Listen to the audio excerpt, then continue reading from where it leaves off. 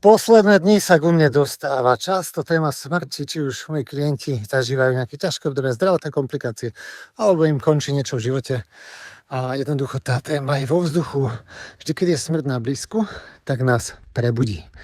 Preberie nás, halo, rob niečo so svojím životom, že čakaj, pretože nikdy nevieš, kedy to končí. A smrť aj v mojom živote bola veľakrát prítomná a je to veľmi liečivé.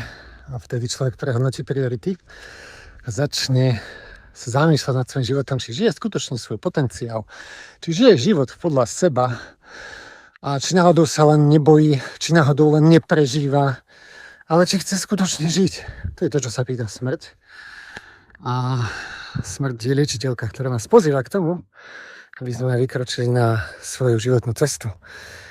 Nečakali, lebo to je to, čo ľudia najviac ľutujú, že? Keď to skončí predčasne a oni nestihli to, čo naozaj chceli. Takže možno je to aj tvoja téma. Možno si naplňala dlhé roky potreby ostatných. Možno si zabudala na seba. A čas beží.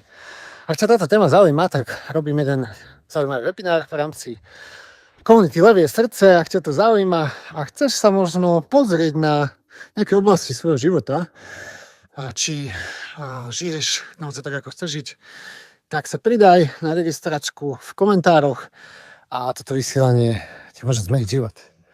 Vidíme sa tam.